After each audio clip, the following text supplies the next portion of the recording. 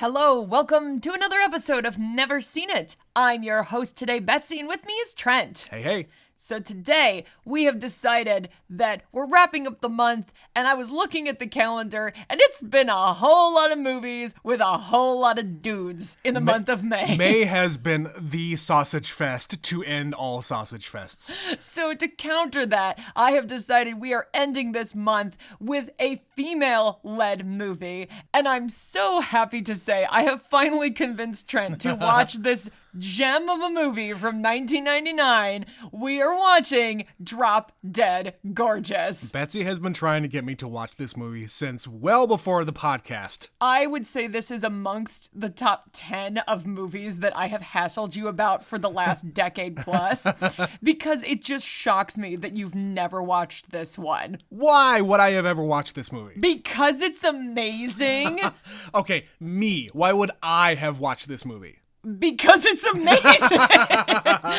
No, so this is a movie that I recently thought about and I really wanted to watch it and it wasn't available. And then a couple weeks later, it showed up on HBO and I like to think I had something to do with that. Yeah, you manifested it. Yes, I manifested this movie. So we are going to take advantage and we are going to watch Drop Dead Gorgeous while it is available and while other people can enjoy it as well. Yeah, hopefully it's still available after this episode comes out. I should think so. They tend to keep stuff on HBO a lot longer than on things like Netflix. Excuse me, Betsy. Max. Oh, I'm so sorry. It's on Max now.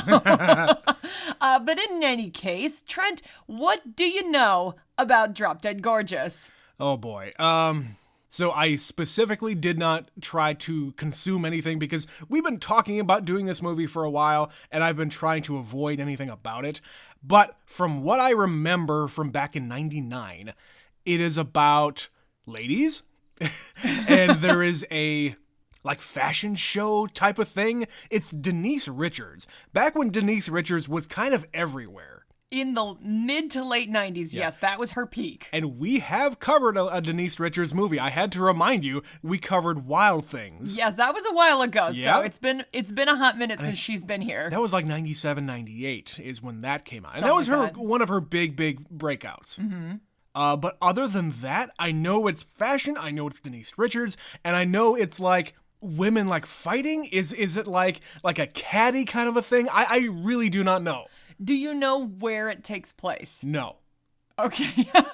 On a runway. On a runway. So you kind of don't know much at all about this movie. No, and I will say this.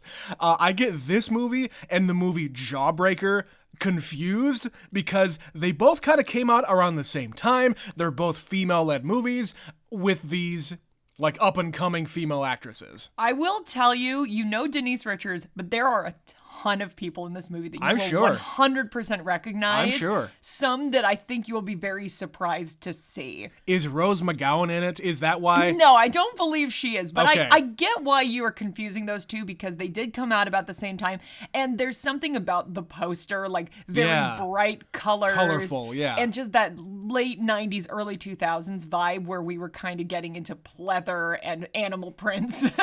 I'm sure you're going to have plenty to say about the fashion. Fair enough. All right, well, since you kind of don't know what we're going to go and watch, we're just going to do it. We're going to go and see Drop Dead Gorgeous, and we'll be right back. Oh, boy.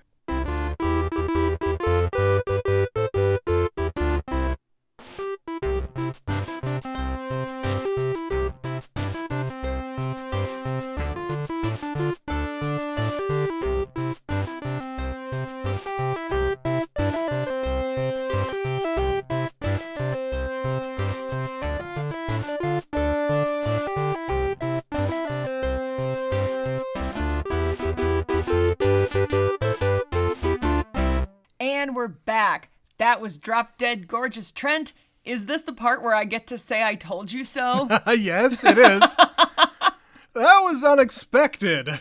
You were on the right track. So it's not a fashion show. It is a beauty pageant. Yes. In very rural Minnesota in the 90s. Mm-hmm. So it's actually set in 95, even though it was filmed in 1999. Yes, it came out in 99. And yeah, shenanigans ensue. You could say that. Yeah, like I said, I was totally unexpecting of that entire thing, and the fact that it's a fucking mockumentary. Oh yeah, the thing starts and it gives like the title sequence and says, oh, a documentary crew was there. And you're like, wait, is this a mockumentary? What? I was, again, unprepared for this kind of a movie. Betsy, you never told me any of this. Because you just wanted to sit me down and watch it. That's right. At a certain point, I just need you to experience the joy that is this ridiculous movie. It's great, though. It's so great. And if you're from South Dakota or any of the surrounding states, the upper Midwest, you will get a kick out of this movie simply because it's in a made-up town. It's in Montrose, Minnesota, which is apparently a anagram of Rosemont, which is a real town. Yeah, it's just backwards. Rosemount is a real town where the screenwriter of this movie grew up. Yes, so it's full of Minnesota small town jokes. Yes. And just everybody is putting on their best ridiculous Minnesota accent. And I would like to start a drinking game. Drink every time they say the word bars. Well, I think it's like 2 or 3 times, I would say. They say it a lot of times. Or, crap. They say crap. Crap a lot. Yep. So, yeah, I don't even know where to begin other than when I told you there's going to be more people you recognize in this movie. I wasn't lying, was I? I mean, we also decided, okay, we want to have a female-led movie. There are like 4 guys in this entire movie. And they all suck. They all suck. Yeah. I mean, other than like the father of Denise Richards, the 2 judges and the son of one of the judges. And then one of the other dads and like the funeral parlor guy. Yeah, it's a couple like high school dudes. Very, very minor thing. And of course people in the crowd and the teenage boys. Anyway, so we could only just start at the beginning here because we are establishing what this world is. The world of very small pageants. Yes, so this is the local pageant to decide who's going to regionals, and then the regionals will decide who's going to nationals. Who's going to go to state. Well, and then regionals, and then nationals, I think. Well, yeah, that's what I said. It's the small town. It's the smallest one. I just don't know the terminology. Fine, so, whatever. Yes, this is to decide who's going to go to the airport hojos outside of the Sin Cities, a.k.a. the Twin Cities, right. Minneapolis, St. Paul, to decide who's going to nationals for this pageant of a cosmetics company that has been doing this for 50 years. And like the beginning, they start with like an infomercial for the pageant, and it's Adam West. Yeah, Adam West is doing his best, like, pageant presenter guy. And of course, it's him being Adam West. It's just him on the joke. And this is the beginning of Adam West being in on the joke of just himself. Like, everybody saw, like, Family Guy, and he was the mayor in the Family Guy town until he died. Which would have started about the same time this movie was recorded. Yeah, so Adam West started to get out there, and this is the only time that he shows up in the movie. But they reference him again. So at the beginning, they say he was the host of last year's national pageant. Yep. And later in the movie, somebody says, "Oh, I heard that so-and-so hooked up with Adam West." Right. And they have a little card on the screen that says, he could not be reached for comment. Mr. West could not be reached for comment. And again, you cannot use his name in something like this without his okay, which, I mean, he's in the goddamn movie, so of course he's okay with it. Well, and how they set it up is so great because they're watching a tape of this program. Yes. Because it's 1995, and that's how we would have done it. And one of the moms who is on the board. The panel, recorded over it with the Days of Our Lives. The opening theme of the 90s version of the Days of Our Lives theme. Well, the rest of that video is gone forever. But what we would have said is, and yeah, we established that we're in this small town and we start being introduced to all the different girls who are going to be competing in this local pageant. Yeah. And Kirstie Alley is, at this time, probably the biggest star in this movie. Yeah, in 1999, she was... Man, I can't really think of too many things that she would have been really, really famous for other than the Look Who's Talking movies. Yeah. Because at this time, those movies were really big. We would have made they weren't 3 very by good. now. They're not very good, but they're very popular. Yes. That's kind of the 90s in a nutshell. Right. Nothing was very good. It was all very popular. Right. And the fact that she's kind of game for everything is, I mean, it says something about her. And, you know, she's In later years, it was revealed that she was very much more of a weirdo, but we don't need to get into all that. Oh, there's a lot of people in this movie and things about this movie that are problematic. They do not age well at all. No. There are parts of this that we could just completely cut out and I would be very happy. Yeah. Apparently, I read this, the Will Sasso thing, which, by the way, Will Sasso is in this movie, at kind of the beginnings of him being a name, I guess. He was on Mad TV. That was the thing that he was most famous for. In the 90s, yeah. So his part was added after the fact. Because the men felt left out. You really needed that? Yeah, it's... Dude! No, it's not appropriate. It has aged so badly. He is doing a really offensive character. Yep. Like, deeply offensive. And he doesn't need to be there at all. It's genuinely played for a big joke. Yeah. And it just makes you cringe every time he's on the screen. And for the time, I understand that people would react this way to a character like this, to a person like this. You just don't need to point it out. Yeah, and they use the R word a lot. Like a lot. Yeah. So that whole thing is really, really bad. And genuinely, if you read like on IMDb, kind of the behind the scenes stuff, they added it, like you said, after the fact because there weren't enough men in this movie. Who the fuck cares? You did not need them. It is not about you. And then the only other men are his dad, who runs the hardware store. Yeah. You've got a guy who works at a pharmacy named John Doe, but it's Dough, who clearly has a shady past and is... Let's just call him a pedophile. He's a pedophile, or at least a creepy pervert. Sure. Like, I don't know where the line was as far as this guy is concerned, but... yeah, he's gross. And then the dad who's rich and drinks and smokes all the time. Yeah, and then the other dad. Yeah, there's the dad who owns the furniture store, who is, again, also very problematic, saying some things that you really should not be saying at all. But again, Betsy and I grew up in this part of the country, and that was the language that was used by the elders, let's say. Sadly, I will tell you, there's a lot of accuracy to the people here. It is authentic. So, like, down to, like, when we're introducing the movie, they're driving around small town Minnesota and, like, seeing all these landmarks, like the big fucking cow. There's a big statue of a cow. Yeah. There's a billboard in the middle of a field for the oldest living Lutheran. Right. And she's been dead for years. And then the mayor of this town comes out and saying, I wish the goddamn Shriners would take that down. She has been dead for so many years. Every year I call those sons of bitches and I say, take down the goddamn sign. And the woman on the picture, it's like from the 1900s. It's like a very, very old woman. The 1800s. A very old picture. Yeah.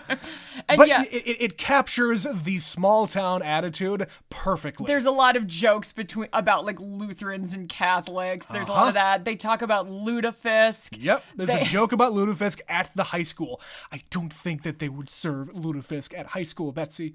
I mean, maybe on a special occasion. I don't know.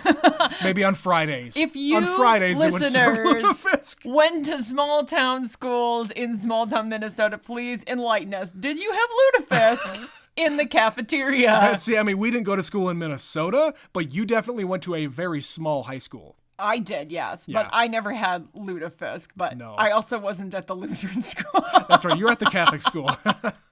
Yeah, I've also never had lutefisk, and I don't think I'm going to. No, it is very much an acquired taste. I have heard it is vile. Like the woman in this that describes it, like the town elder who was this pageant winner in 1945, describes lutefisk, and it's like cod that's been soaked in lye for a week. Yep. Best served drowned in butter. Right.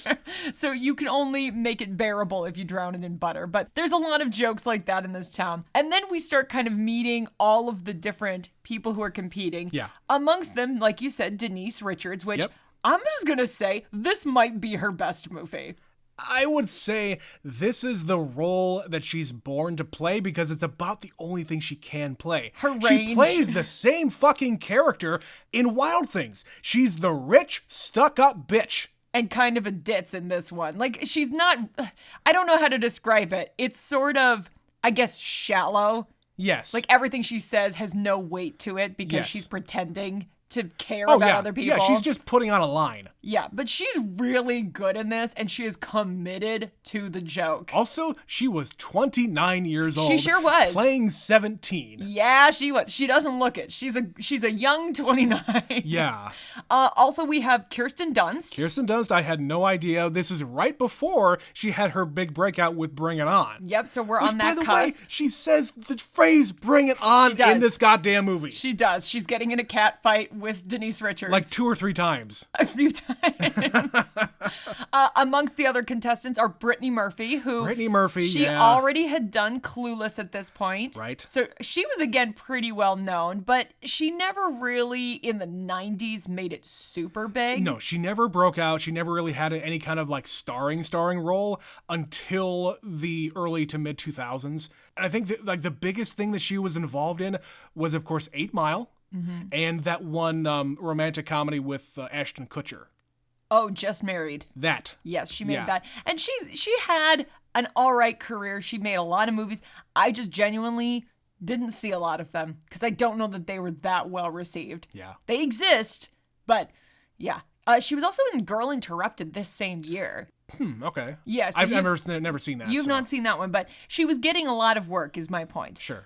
And this movie features the debut movie performance of Amy Adams. And that seems odd to me because I feel like Amy Adams should have been active since like 95 or something. Well, she is 25 in this movie and blonde. She's very young. Yeah. But you have to remember what she was doing when they were making this movie in Minnesota. She was at the Chanhassen Dinner Theater, which is another small town near the Twin Cities, where they have this really world-renowned musical theater. A lot of people have come out of that thing. And this is where Amy Adams was hanging out, so I'm sure they had auditions for other parts because they were filming it in Minnesota. You read they actually film at, quote, the Mall of America, but what the mall is actually where they filmed Mallrats. It's the same mall as Mallrats, the exterior of that mall. Yeah.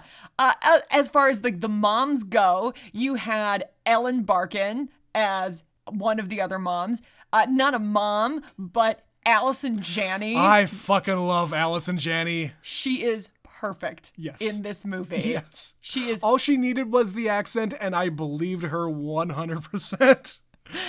Shit. It's so incredible. And I think that's kind of it, I think, for the major players. Everybody else is just kind of people I don't really recognize, or they're small bit players from the 90s. Yeah, and they're just there for another joke. Like, you could have had 5 more people with 5 more different jokes, and they wouldn't have mattered. Well, in almost every frame of this movie, because it's a mockumentary, there is something going on in the background, too. Yes, I fucking love those shots. There's, like, the shot of, like, during the pageant, there was the Amy Adams character and her boyfriend making out, like, aggressively in the background. We have the Allison Janney character near the end of the movie, like, slapping the ass of, like, a delivery courier guy.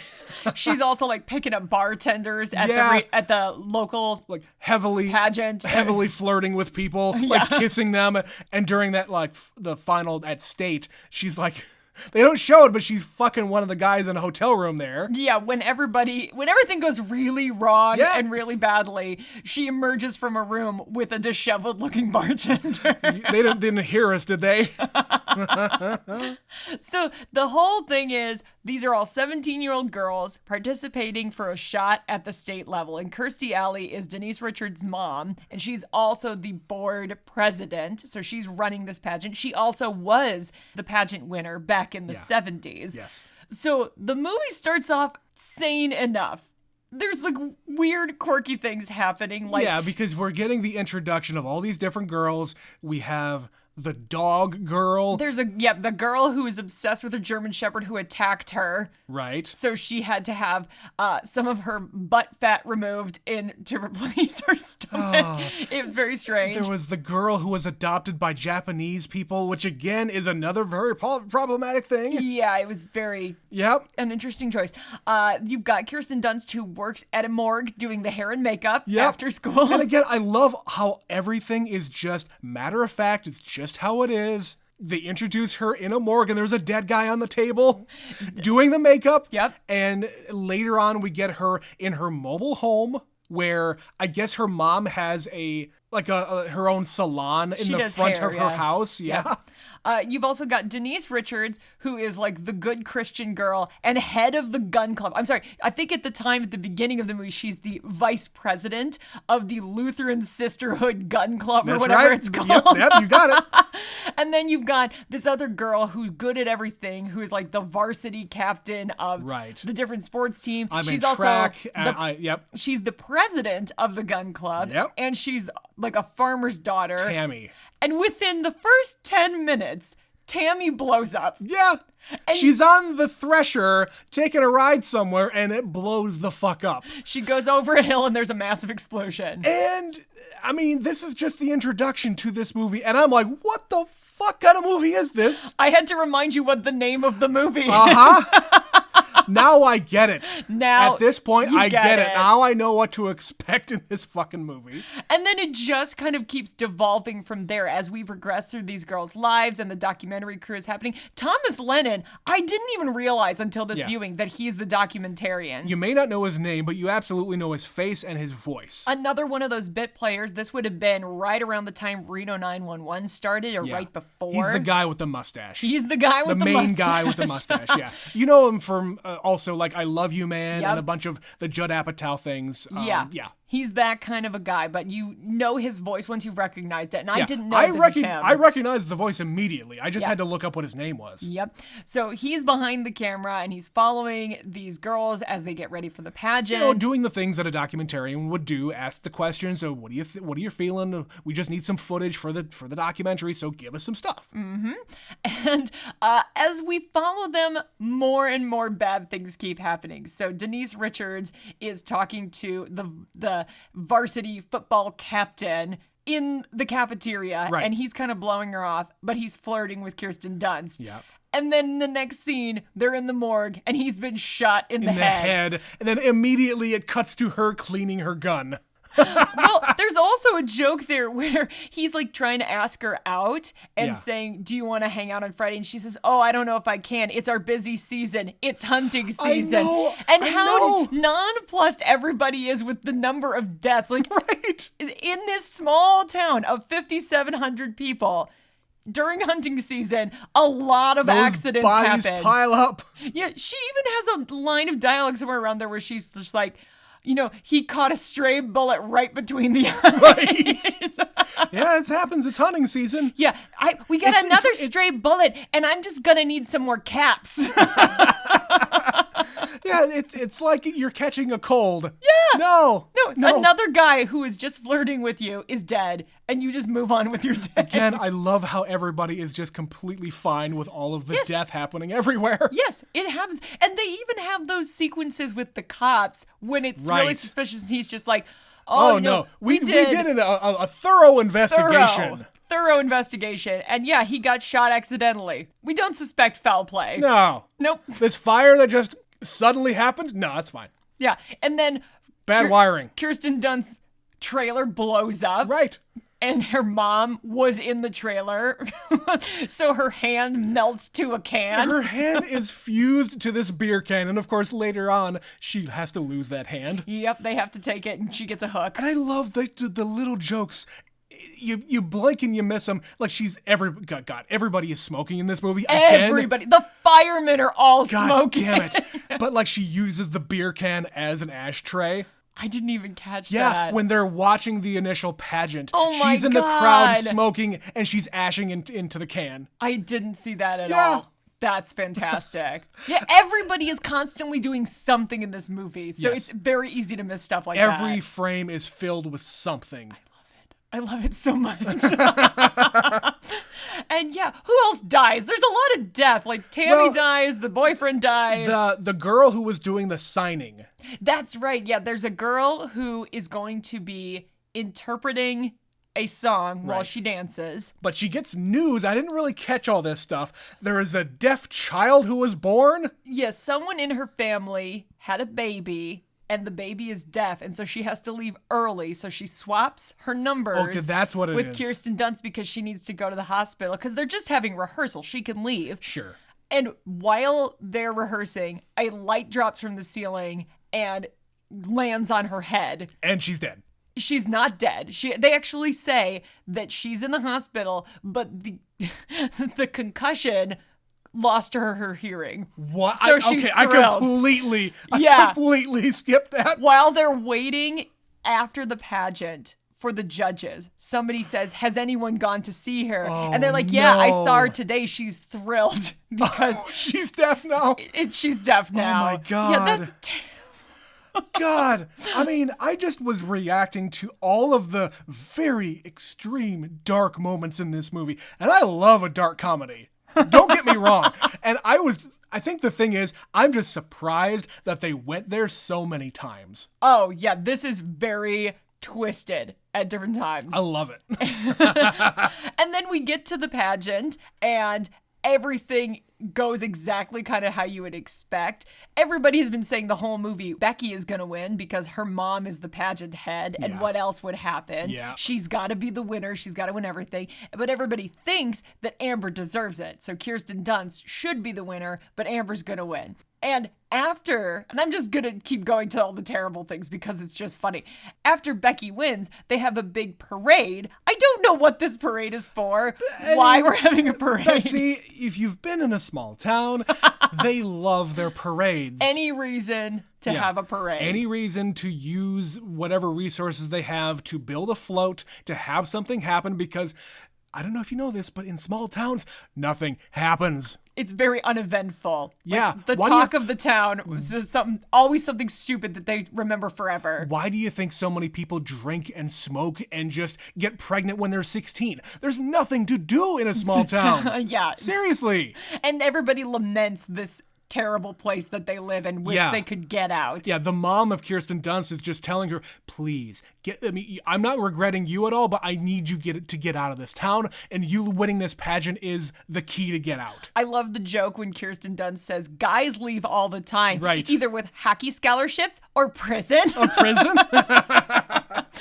yeah, it goes exactly the way you would think, and they have a big parade, and there's a giant float that Denise Richards' father has had made, which, again, he hires cheap labor from Mexico, but the way he phrases it is really, I'm not going to say it. Really terrible. And she won't get on the float, this giant swan, because it smells like gasoline. And Betsy, from here, I knew exactly what was going to happen. So when Kirstie Alley lights a sparkler. Yeah, because as it's going to come down the road, it's going to have all sorts of like sparklers and everything else. It's going to be a big show. She explodes. Yeah, it's a giant she explosion. Bursts into flames. I still to this day don't quite understand why the float is covered in gasoline, other than the joke of their dad is terrible. No, I think honestly, this is my thought.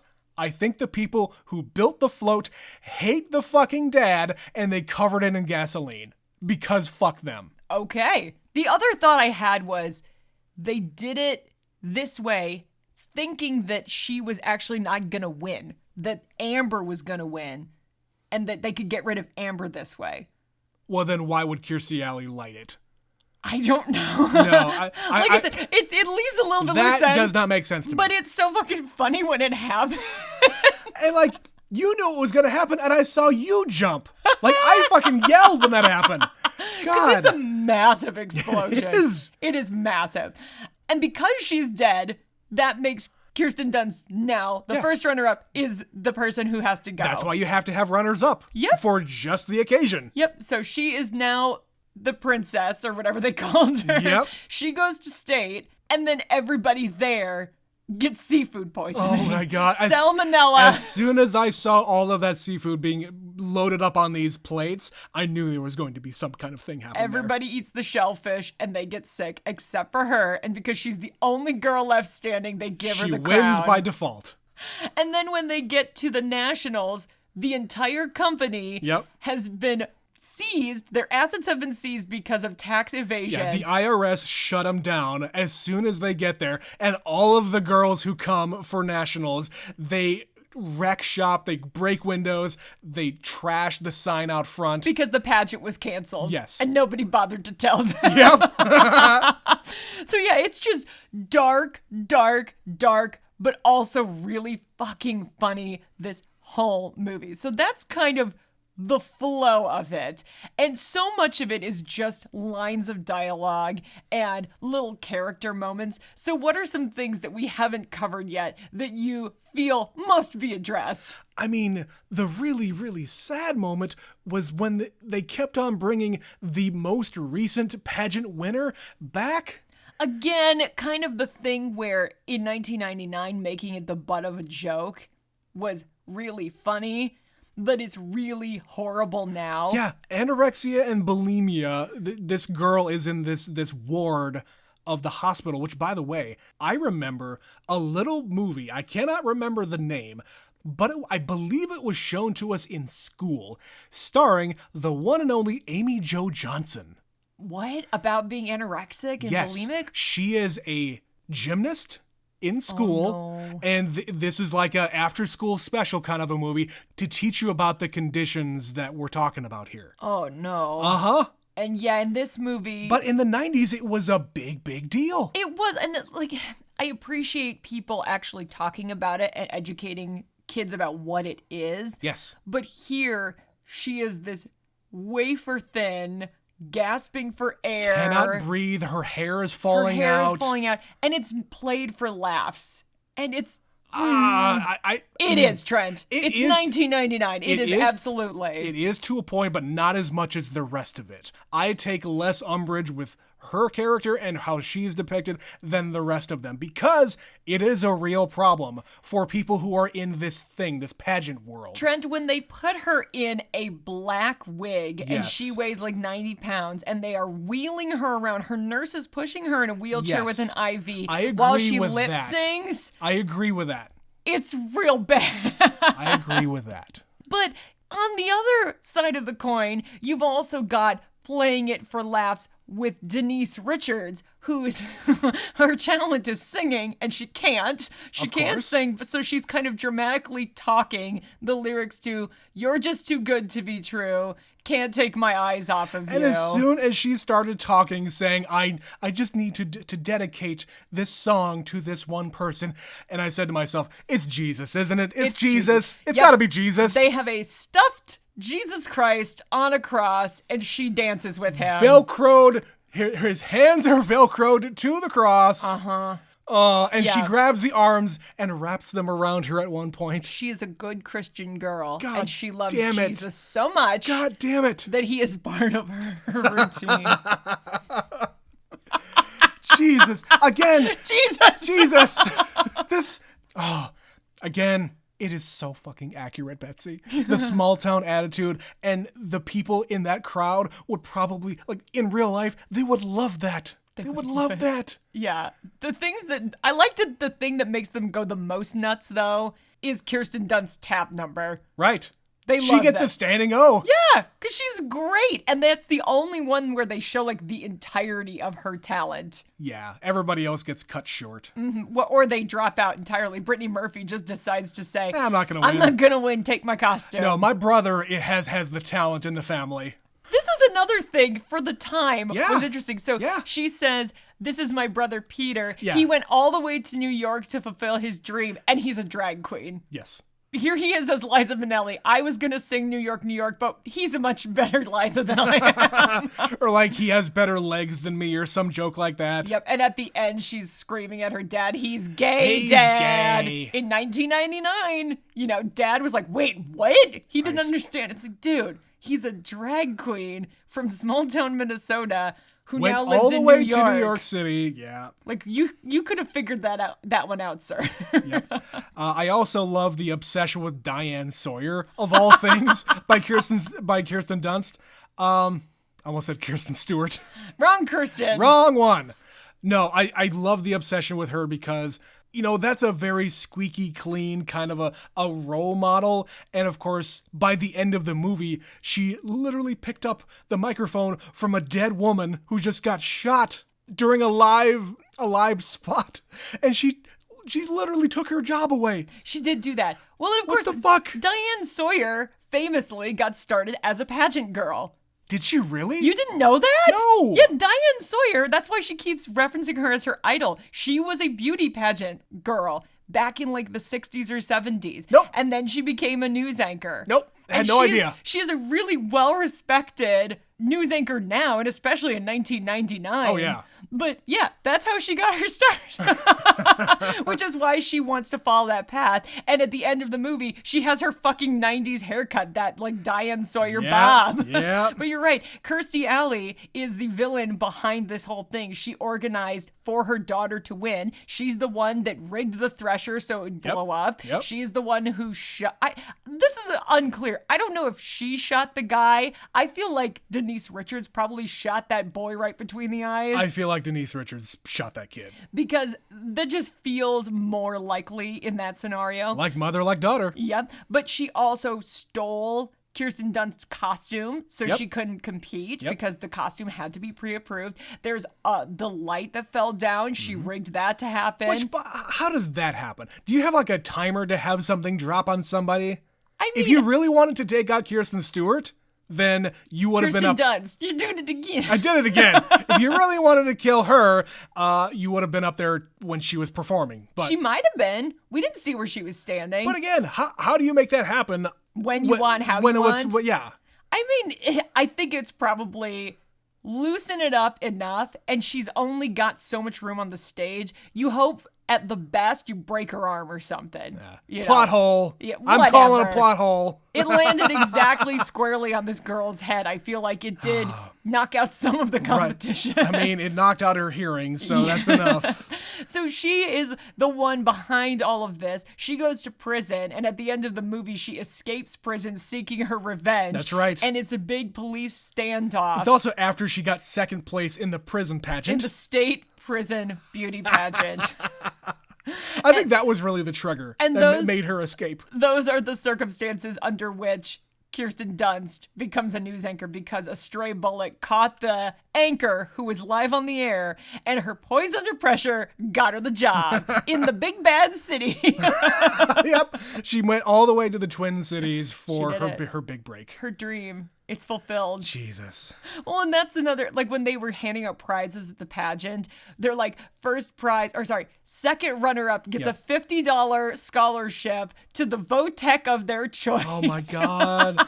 Again, it is so fucking accurate. And again, we mentioned the fact that the screenwriter here did grow up in Minnesota. She was a pageant girl, and she's in the movie. She doesn't have any speaking lines. She's the quiet woman who is the other judge. She's judge number 3 without any lines. And I have to wonder, like, did she work in a place like this furniture store where the owner's like slapping her ass and is just terrible? I mean, probably. I mean, she wrote what she knew, except all the murders, maybe. In the 90s, yeah. There's so much about this that is just wrong now. But it's so right. The whole movie is just so fucking accurate because it is exaggerated. That's what makes it funny. Well, I can't believe you haven't caught on to the fact every time we go to the Mall of America, the line she says in this movie, she's driving around trying to find a spot to park, and she goes, "Oh, I would hope they'd have put the parking lot of America too." Every time I go to the Mall of America, I mention the parking lot of America. And then she's talking about the themes, and her favorite one is American. How did you feel about the theme this year? So this year's theme was proud to be an American, and all of the contestants had to go and tell the audience at the beginning of the pageant why they were proud to be an American. Yep, we had Denise Richards as Mount Rushmore. We had somebody as... You can take an ugly mountain and put famous, important men on it instead. Yep. We had one of them who was the statue. I think the Brittany Murphy one was Statue of Liberty wrapped in tinfoil. Yep, it was a Barbie wrapped in tinfoil. And had a candle on top that she was trying to light, and she couldn't light it. Yep. And you also had the the Washington Monument. Yeah, Amy Adams is stroking Amy the Adams obelisk. is jerking off this obelisk. And the boyfriend is in the crowd just going fucking nuts. Hooting and hollering. Yeah. But of course, then you've also got Kirsten Dunst, who has the United States of America made out of glitter, and Minnesota is gold. Minnesota is the only one that isn't either red or blue. I'm totally going to make that hat for a costume sometime. That is just so perfect and stupid. And then we also had the girl with the ball of twine. Yep, she didn't understand the assignment. I didn't understand the assignment, and it falls off. Shit. And the other girl has atomic power. She has an atomic bomb in her head. Right. Yeah. And you know what? The only other thing that would have worked in this thing would be like a can of Spam. Because of the Spam Museum in Minnesota. Oh, that would have been so perfect. Yeah, but then Could they not get the rights to Spam? Yeah, you would have had to get the rights to Spam. I didn't see anyone from Austin, Minnesota. I did. In this pageant. At the state? At the state, yes. Okay, I saw Burnsville and I saw Pine City. Yeah, all of the other towns where all these girls are from at state, those are all real towns. And they're all pretty much around Minneapolis, St. Paul. Well, yeah, there's nothing up in the way north, except there was a Duluth. There was a Duluth. Yep, there was an Owatonna. Okay. All of these are real.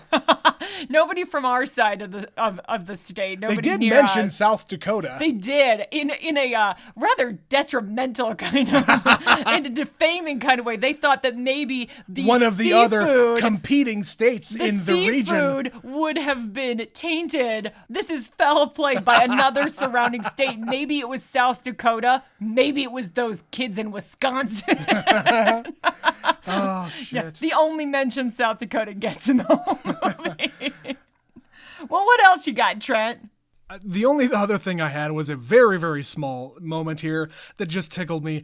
Allison Janney is talking about something. I do not remember what it is in reference to, but she's mentioning like a retirement home, and she called it a raisin ranch. The best she can hope for later in her life is finding a good raisin ranch. Jesus. Yeah, there's some great lines of dialogue in this. So after Kirsten Dunst's costume gets stolen, they're all commiserating with her, trying to figure out what to do. And Amy Adams' character says, "They're not going to let you perform naked. I asked." Right. She's playing like the stereotypical ditzy, slutty cheerleader. Mm-hmm. Well, they even say, like, they ask her, the question that she is asked at the pageant is, "Are you nervous?" And she says, "Yeah, it's been about 2 months and I haven't told my boyfriend yet. How did you know?" Oh, yeah. Yeah, the implication is that she's pregnant. She got knocked up, yeah. And then afterwards, she becomes a beauty cosmetologist or something. Well, we also didn't mention, I forgot to say. And a stripper, she disappears. That's right. We didn't mention the interview questions that the judges ask them. Yep. The first being, what kind of tree would you be? If you were a tree, what kind of tree? Alive or dead, who do you want to be president? And then Kirsten Dunst gets the question, or not even a question, you need to list the states in alphabetical order and spell them. What? It's almost like that question was rigged. Right. Because they specifically say, "Oh, you're Amber?" Okay, and then he turns the page. Yeah. So these judges have very much been told exactly what is supposed to happen here and make it as difficult as possible. But she did it. But she did. And I love it 3.5 minutes later. Wyoming. W-Y-O-M-I-N-G. Yeah, she starts like really kind of low and slow, but by the end, 3.5 minutes later, she's all perky and happy because she's done. She's doing it. She did it. Yeah. Yeah, I think I could get through it, but I'd have to really think about it, and I would definitely make some mistakes and forget some states. It would take more than 4 minutes to do it, too. Absolutely. When you haven't prepared, I have no idea. Nope. The only other little thing I wanted to mention that I didn't know, at the end credits, the music, the score, was done by Mark Mothersbaugh, who is of Devo fame. He's Mr. Devo. And he is now Wes Anderson's go-to. So this would have been like right before Royal Tenenbaums. It's right when he was starting when Rushmore came out. To get into composing, like musical scores. Yeah, it's great. It's quirky. He does quirky scores. And this movie is absolutely quirky. Yeah. Well, that was all I had, Betsy. Did you have anything else? I just love the fact that more people come up to Allison Janney and reference this movie than anything else in her career. Right, that's the top of the IMDb trivia. People recognize her from this movie more than any other movie. And we were just also talking, geez, what was the first thing that you saw Allison Janney in? And for me, it's probably American Beauty, which came out the same year. It might be this for me. I'd have to go and do some cross-referencing. I guess it depends on when you saw American Beauty. And it depends on when I saw this. I saw this pretty soon after it came out, though. So a part of me thinks it's this. Probably this. Great impression. Which makes my heart so happy. Great impression. Because she is fantastic in this movie. All right, well, that's going to be it for Drop Dead Gorgeous. Gorgeous, we would love to hear your thoughts on this or any other mockumentaries or any of the other movies we did this month. Give me some recommendations for other mockumentaries that you've seen. Sometimes Trent just needs to be sat down and shown the movie like today. Indeed. So email us, please, neverseenitpod@gmail.com. We have one such email from our superfan Stephanie about a recent movie we did. We did M. Night Shyamalan's Unbreakable. She says, I really like this one. I think the leads are great, and I like the comic book touches and weird camera stuff. I love the father-son relationship, and I don't mind the kid being so involved. There are, of course, some lame lines and plot holes, but they don't really bother me. Yeah, it was like the same time from 90s, 2000s. Yeah, we can let it go. It's a Shyamalan movie. For sure, you should watch Split and Glass. So obviously, at the time, Unbreakable was a standalone, but now there are two intertwining movies. Yep. I love The Visit, but I don't think many have seen it. I also love Signs, but I might be alone on this, and I know Mel Gibson is problematic now. Yeah, he's always been problematic, but people didn't really care. It was the 90s. Yeah. As evidenced once again by the thing we just watched and other stuff from this era. We'll get to more Shyamalan later. She finishes, I have been watching all of the Star Wars movies in celebration of May the 4th and Revenge of the 5th. Yeah, this email came in a couple weeks ago. I watch one film a day, so it takes 11 days. Miss you and love you, Superfan Stephanie. Thank you, Stephanie, as always, for sending in this email and all of the other emails you continue to send us. Yes, so be like Stephanie. Email us, neverseenitpod@gmail.com. You can also find us on Facebook, Twitter, Instagram. We're pretty easy to find on all of those platforms. You can click the link in the podcast description and support the show by sending us $1, and we can bring you more quality content like Drop Dead Gorgeous. But we would most love you to go and rate us 5 stars. We hear that helps, and we can get out to more people and let them know about this podcast. So that's it, Trent. We made it through the month of May. We're done with May. But you know what that means, Betsy? What does it mean, Trent? June is coming up, and we have an announcement. This episode is coming out on the 31st. The next episode you hear will be the start of another brand new series.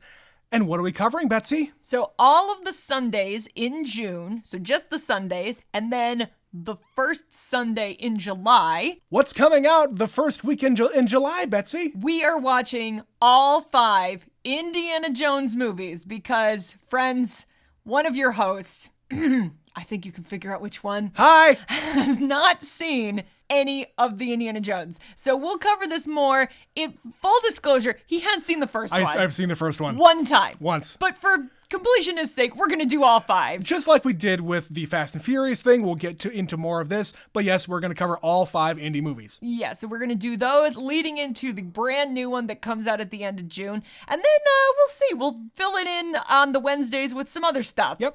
We don't know yet. We don't plan. We've told you this, guys. For weeks we've been saying we don't plan very well. We're getting better. We're trying to get better. But that's going to be it for May, for Drop Dead Gorgeous, for all the series that we covered this month.